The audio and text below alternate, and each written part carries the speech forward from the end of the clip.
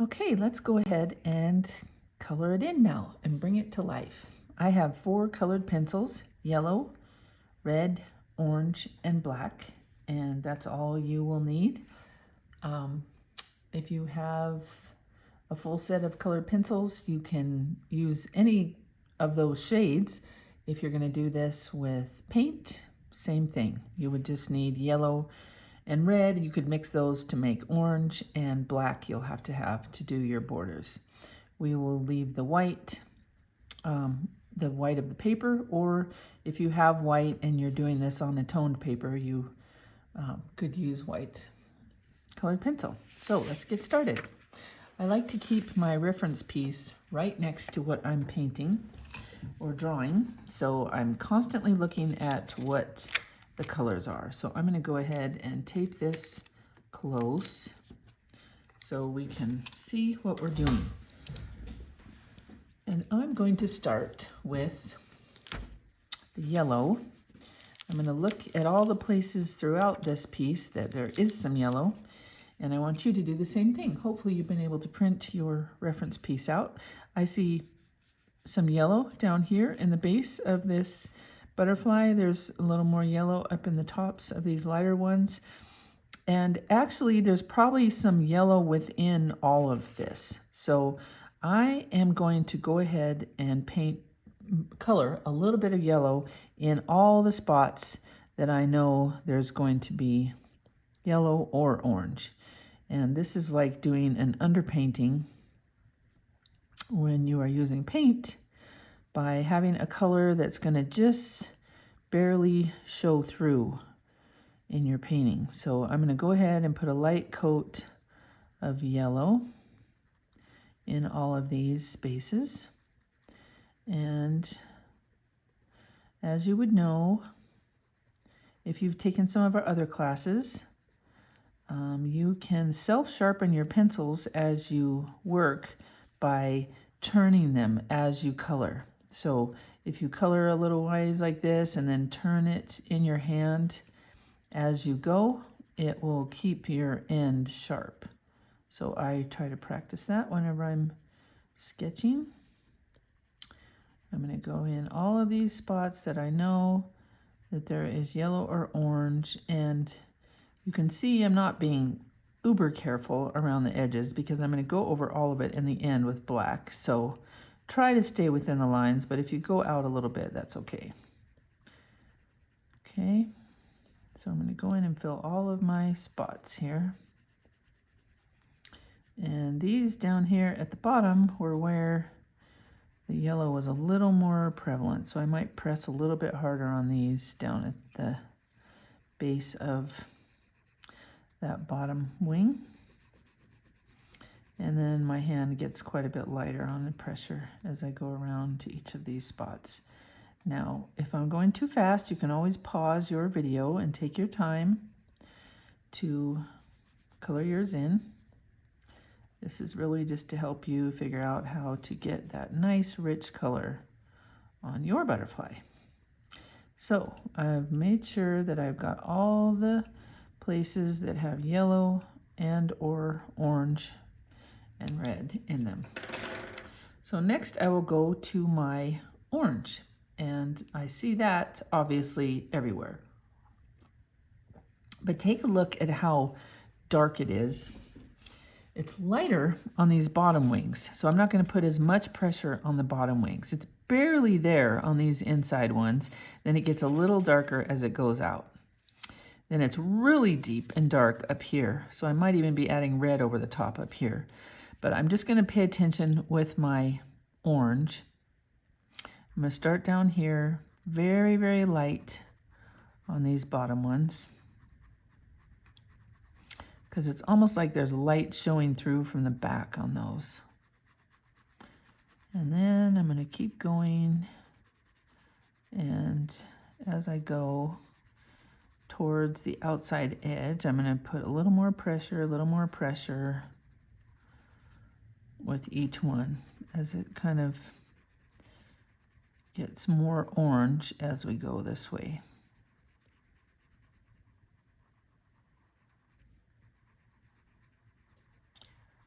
Okay.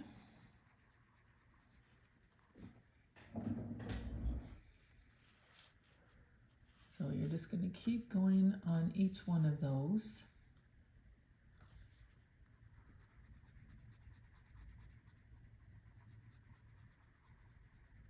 And remember how you can keep turning your pencil. It'll help keep it sharp as you go if you want to keep a nice pointed end on these. And you can see I'm pressing a little bit harder on each of these because I want a nice vibrant orange. And you can judge how hard you're going to press. As you go across, you'll be able to compare it to what you just had before. So you can start to see, like if you squint your eyes down, you can see it's lighter and then it starts to get darker, and you want kind of a nice gradated progression as we go across here.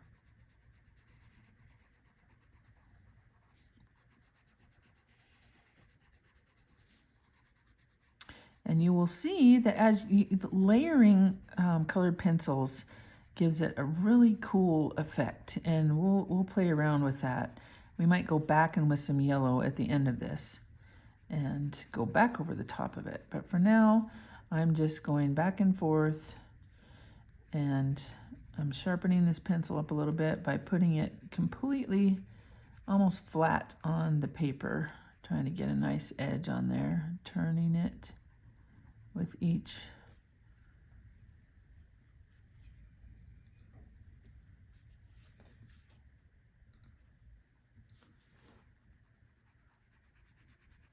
And if you change the direction of your stroke, instead of just always going one direction, you go this way, you go that way, maybe you go circular, you get a nice smooth look to your color. So try that also.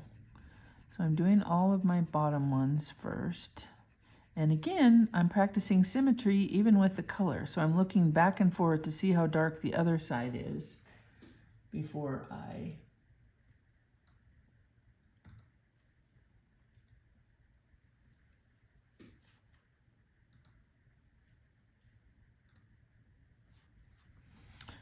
continue on.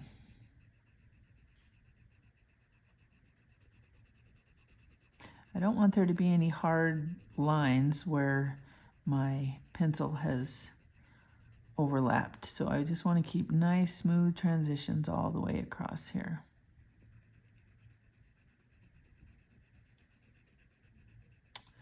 These are such an iconic, beautiful butterfly. Lots of people are fascinated by them, and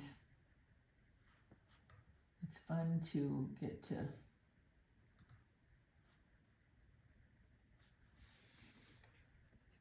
learn how to draw them. I'm just working on regular sketchbook paper. You might be using Bristol paper, which is some paper that graphic designers use often that gets nice clean colors and edges.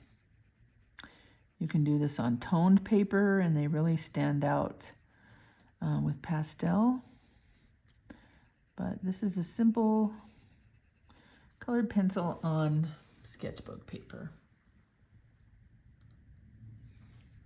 Then we'll go to these top ones. And again, notice how much darker they are on top than they are on the bottom. So I'm going to be pressing even harder on these top areas. And again, I'm trying to stay in the lines here, but we're going to go back around all of this with black. So you have a little bit of wiggle room if you aren't able to stay right inside of your lines.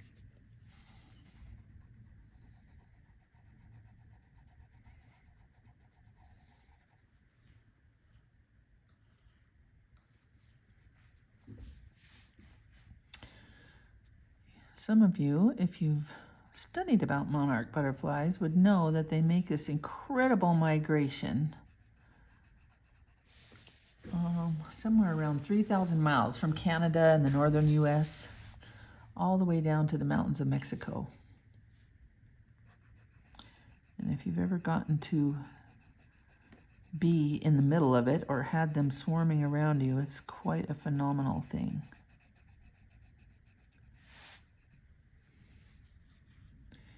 Millions and millions of them migrate into Mexico and all along the coast of California. And then in the spring, they return to those breeding areas and their cycle starts again. Back and forth, back and forth. It's amazing that something this tiny and fragile and light can make that crazy of a journey, isn't it?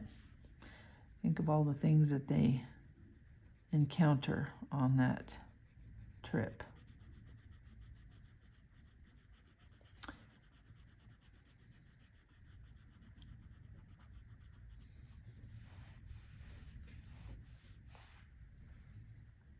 So we're just going along each one of these, and as you can see, I'm pressing a little bit harder to get that nice darker orange. Turning my pencil, trying to keep a bit of a sharp edge there.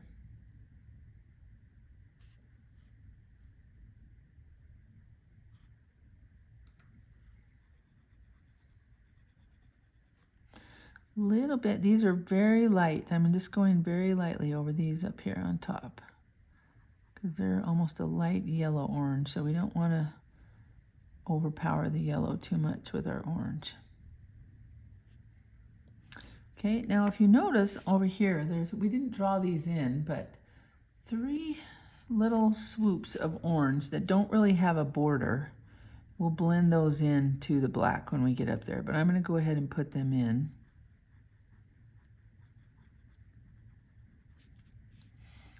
And same on this side. And we'll just blend those into the black when we get to them. Okay.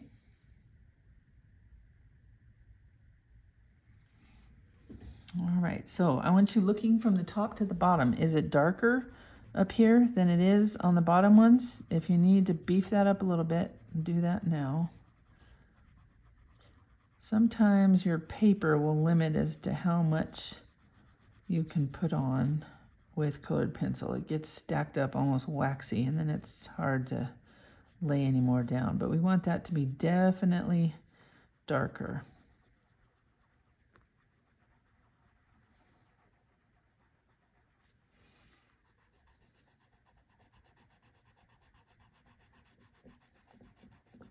So lots more pressure on your pencil.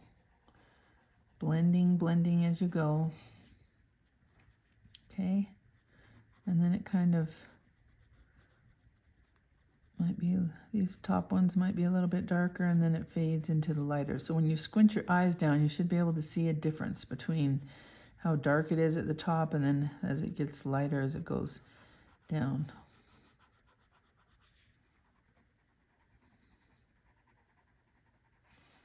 Making just a tiny bit darker along the bottom edges here.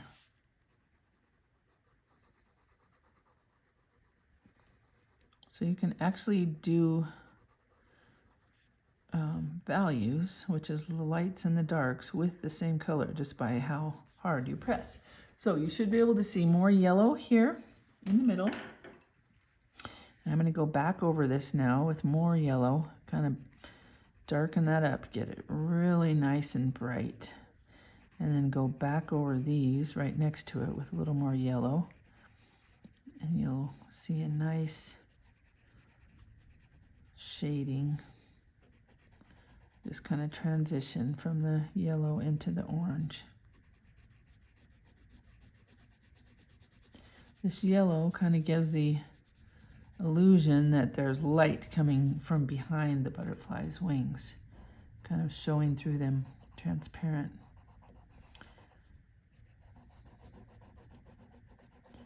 So we're just going to go back over these bottom ones here, kind of fade this into the orange. So you get that nice soft transition. Let me go back over these at the top, put a little more yellow in them so they stay kind of bright yellowish orange. So you can see we're layering the colored pencil now. We've got yellow underneath, and then we put some orange. All right, now grab your red.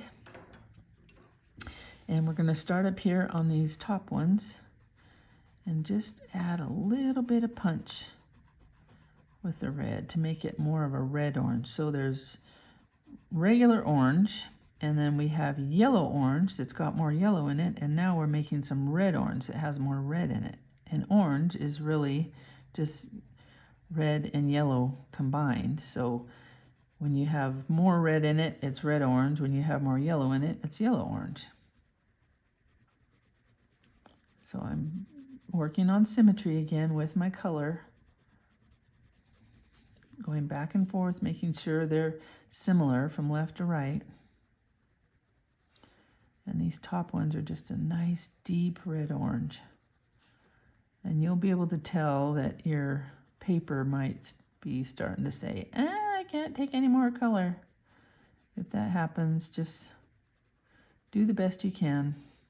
All papers are different as to how much they can receive. But colored pencil is kind of like wax, and it just gets built up on the surface. And sometimes it just won't take anymore. So looking back and forth between my two sides, making sure that I have the colors matching and the depth, you know, the density, how dark I've got it. Now, if you're just got too red, you can go back in with your yellow over the top of that, and it'll bring it back to more of an orange. So you can actually even mix colors with colored pencil. Isn't that cool? And then I might go down just a few on these top ones. Let that nice deep red orange kind of just drip down into these. Ooh, it's coming to life. It looks so cool like this. And then we're going to go in and put that black in there, and it's really going to start to punch it. Okay, I'm actually going to put just a little bit along the insides here of the body, just right down the one side, red over here, and maybe a little bit of yellow on this side. And then we'll go over that with black, but what it's going to make it look like is that there's just a little bit of reflection from the wings into the body. Okay, you're probably going to need your pencil sharpener for this one because we've got lots of details to go in and around. If you take a look at these little dots all along, be sure you leave them white from the beginning. So I might go in to begin with and just beef up my outline. And, you know, the wings are not just perfectly straight lines. They've got a little bit of bumps here and there as they go around. So you can go ahead and put those in. And same thing on the bottom. They've got a little bit of a feathered, ruffly kind of edge along the bottom here. So I'm going to go ahead and put that in all the way around the edge. And then as it comes up, take your pencil up and almost completely gone. It disappears. We don't even want an edge showing along there, okay? Same thing on the other side. You're going to come down, and then it's going to get darker as you get to the edge here. And let's do a little bit of a feathered kind of ruffly edge just around the base there, and then it rounds off when it gets here. And then I guess we can come all the way into the body along that edge. And same thing, and there's just a few nice little ruffly edges. Not too many, but just so it's not a perfectly straight line, okay? Then we'll go back in along the top, and that comes down all the way to the body. Okay, same thing on the other side, and again, I'm always checking my symmetry, looking back and forth from left to right, making sure my shapes are like they should be. Okay, got my pencil sharpener here. I'm going to give it just a little bit. I want to keep a nice sharp edge there.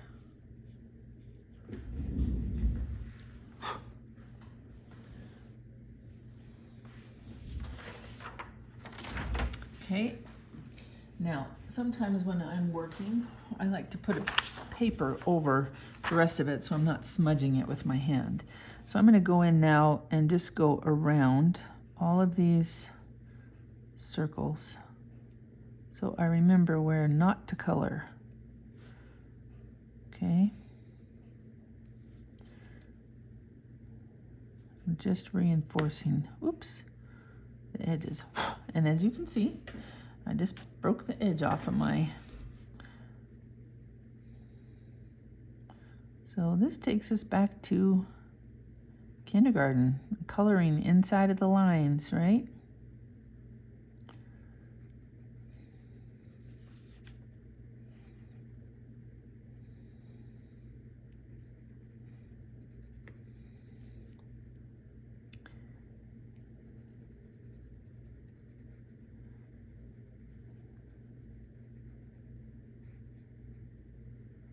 I'm just literally coloring in anywhere that's supposed to be black now.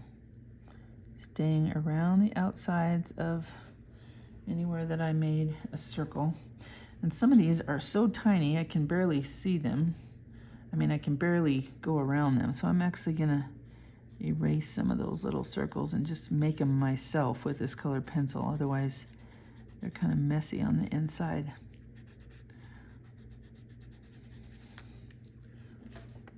You might have done a better job with your drawing, but I didn't make them big enough really to even go around. So I'm going to do that with my colored pencil. Get a nice sharp point on it again. So I'm sharpening it real quick. Make sure you've got a nice sharp point, and then I'll go back in and make my circles with this pencil. Didn't quite make them big enough on with the other one. And then remember we had a double line here, so. And they aren't exact perfect circles. Some of them are more oval, some of them are smaller, so you can kind of just use your artistic license to decide how you want to do those.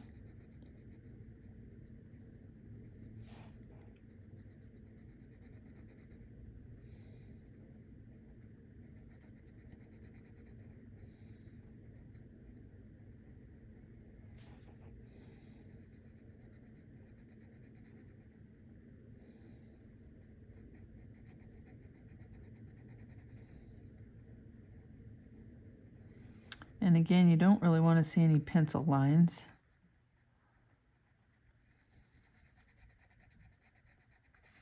So keep your lines close together and constantly changing direction. So I'm going to the left, going to the right, and that's what blends them in nicely.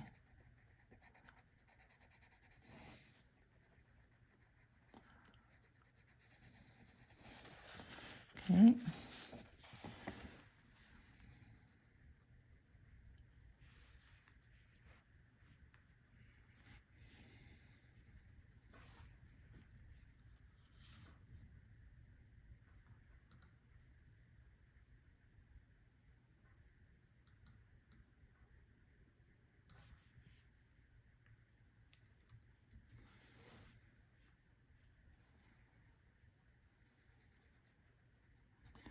I want to try to keep it the same consistency all the way through. Don't get lighter in one place and darker in another.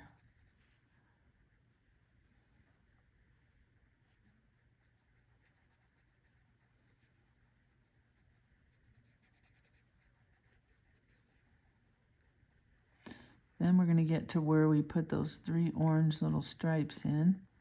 And we're just going to kind of blend from one color into the next. And you do that by just very lightly, like changing your pressure from hard to soft. And you'll see that it kind of just makes a gradation from one color from the black into the orange.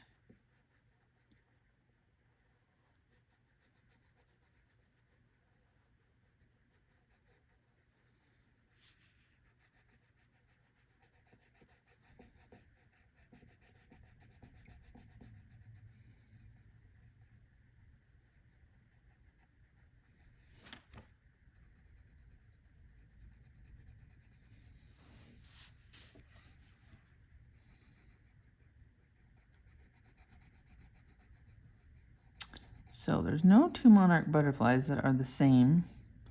So as long as yours looks somewhat generally this shape and has these colors in it, it's legit.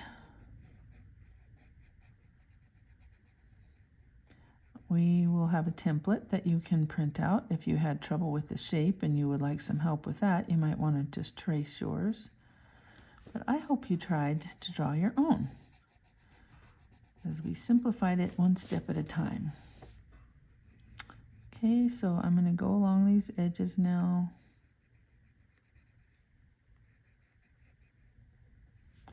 And they've got kind of a little black border between each of these sections.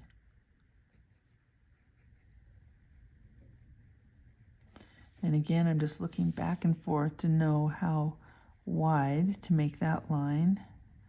I don't want to make it too wide.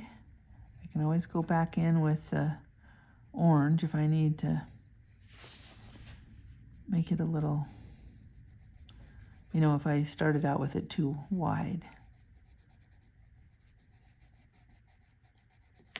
And then I'm going to come all the way down the edge of the wing here with this nice solid black all the way to the body or the thorax.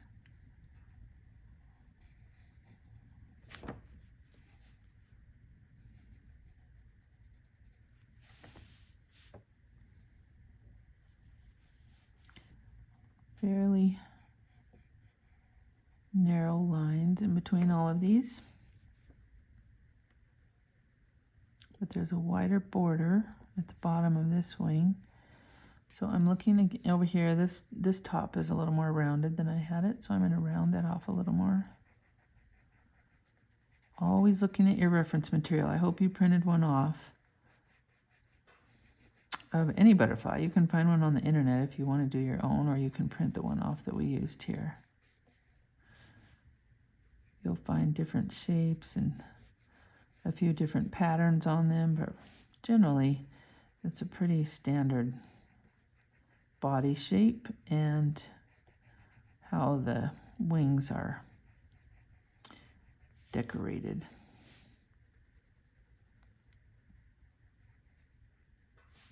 Okay, so we've got that wing almost done. Now I'm going to go back in with my orange and just fill in next to a couple of those lines that I didn't get. I didn't want to fill it in with black because that would have made them too wide. So I'm going to just go back in with the orange and fill those in.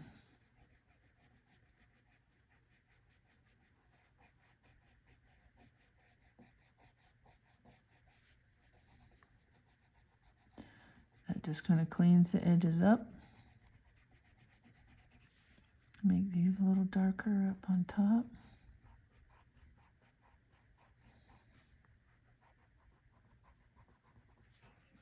Okay, and we pretty much have that first wing done. So we are just going to repeat the same thing on 3 more sections of wing.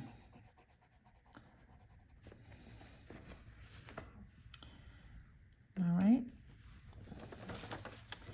So I'm actually going to do this base of the next wing. And the same way. I'm going to go back in and erase some of my little tiny circles over here also, because I really didn't make those big enough to outline with a colored pencil. So I'm going to clean that up and then go back in with my colored pencil and do the tracing. Sharpening my pencil. You can use an electric sharpener, or these little handheld sharpeners work fine too. Get a nice sharp point. Then I'll go back in and draw the little circles that I want to go around. They are tiny.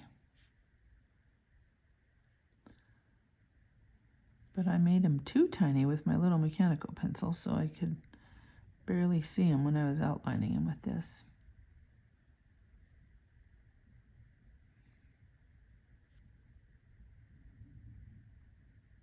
And then remember there's a second row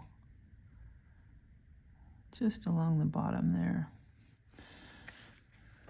All right, so I'm going to go in with my, I might go back around these and just beef the edges up a little bit on them.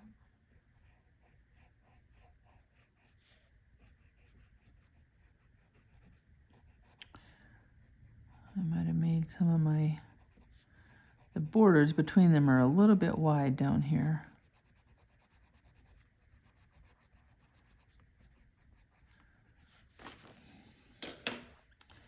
Okay, so I'll go back in and just start going around my circles.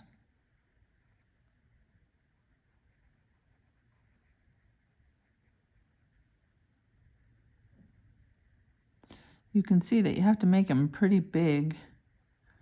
I mean, you have to make them big enough to outline to start with. So if they're just too tiny, when you start going around them, they just disappear.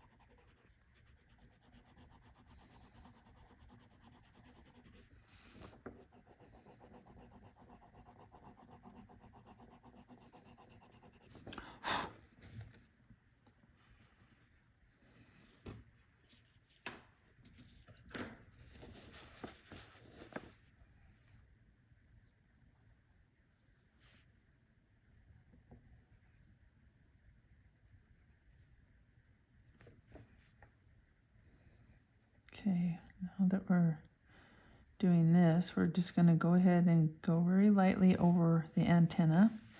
And then I'm looking back and forth on the thorax here. There's some white reflections, basically, I think because the body is a little bit shiny. So I want to leave a little bit of white here in these places. Along the top area here, we're going to just do some of those little circles like we did last time and leave them open. Then I'm going to stay along the left-hand side, come down to the base here.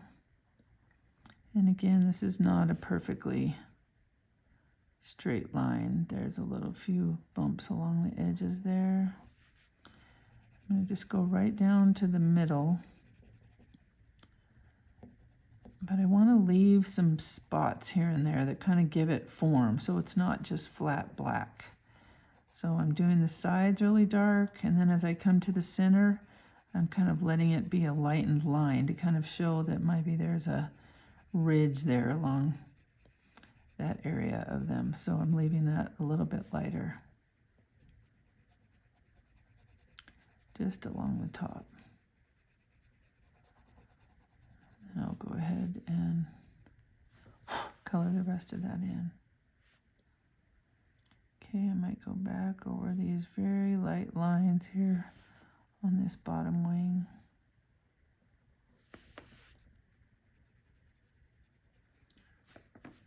Looking that I've got those sides symmetrical, I'm going to go back in with a little bit of orange over this part that goes onto the wing, over the black that I did.